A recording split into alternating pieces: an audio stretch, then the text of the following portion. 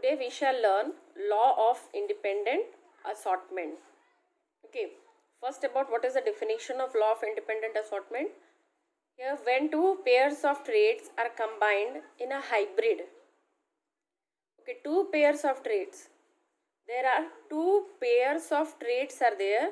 That means two different alleles are there, two different characteristics, two different types of characteristics are there. As you know that alleles always exist in pair. So when two pairs of alleles are there combined, then segregation of one pair of character is independent of the other pair of character. Means one pair. If two different pairs are there, then one pair is independent of the other character. Means both are two different characters are there. Both are independent of each other. It is not that if a plant is tall, then it should have a rounded seed. Okay, or if a plant is short, a dwarf plant, it doesn't mean that it will have always wrinkled type of seed. Means the characteristics, the two different characteristics are independent of each other. So this characteristic is to be proved. This type of characteristic is to be proved or was to be proved. Okay, now based on observation on dihybrid crosses, the ratio of 9:3:1 can be obtained. It can be written as mathematical calculations. 3 round is to 1 wrinkled, 3 yellow is to 1 green. If multiplied this round into yellow, round with green, wrinkled with yellow, wrinkled with green, then following result came 9 round and yellow, 3 wrinkled yellow, 3 round green, 1 wrinkled green using Punnett square, which we have already done. If you are doing this using the Punnett square method, then the same result obtained. So what about what the Punnett square is telling? Independent assortment of two pair of genes. Two pair of genes.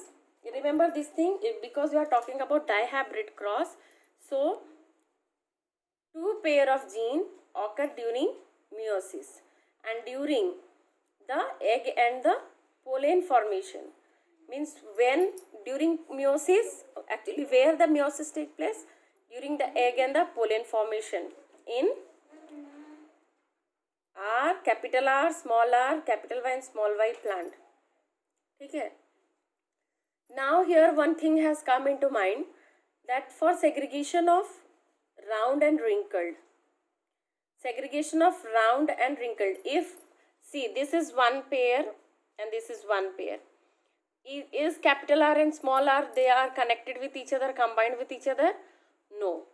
How it came to know? That 50% of the gametes have the gene capital R and the other 50% have the gene small r.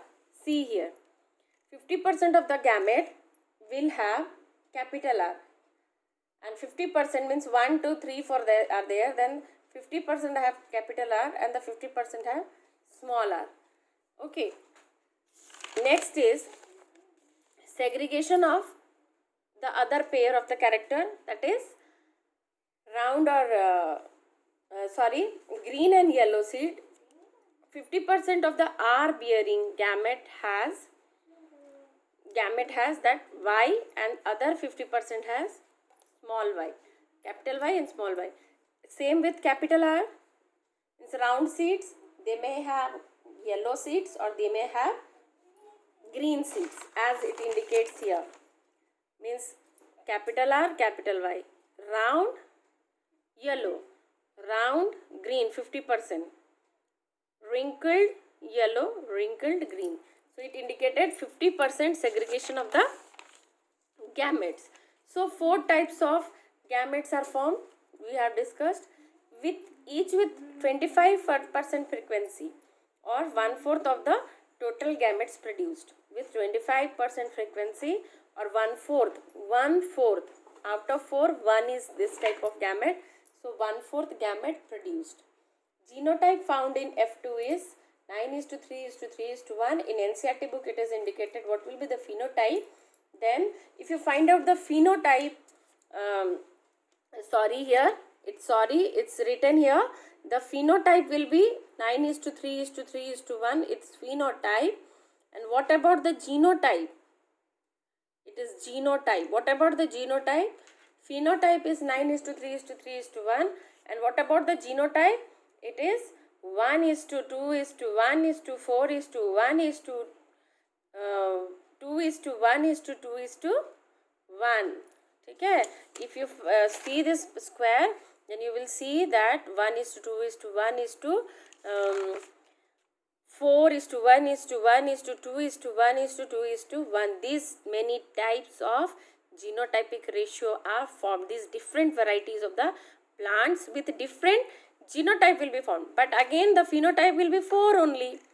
4 different types of plants will be formed. But these many types of genotypic ratios will be formed. Now, based upon that, as it was discussed that Mendel could not give the support of that.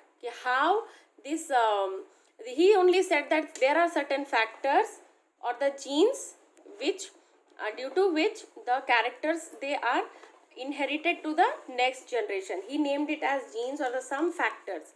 But later, his theories or his work was highly disapproved, because the work of Mendel was highly disapproved because his work could not widely publish due to lack of communication.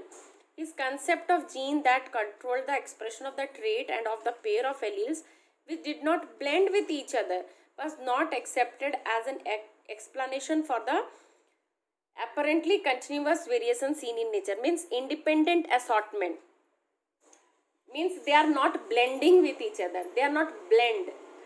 It was not accepted. So why the variation occurred? Why there is a continuous variation is occurring? It did not explain anything. How this evolution work is going on, that he could not explain. Now, Mendel's approach of using mathematics to explain biological phenomenon was totally new and unexpected to biologists of his time. Means this type of multiplying with them, it was not accepted. Means it was quite new. How can we merge it? Now he could not provide any physical proof of the existence of the factors or say what they were made up of. Okay, he could not really, because by that time microscope was not came into existence, due to which further study how this came, he knew that these results are coming, but how these results are coming he was unable to explain, because this was a microscopic phenomenon. So next, later on, the chromosomes came into existence after De Vries, Correns, von Schmarck.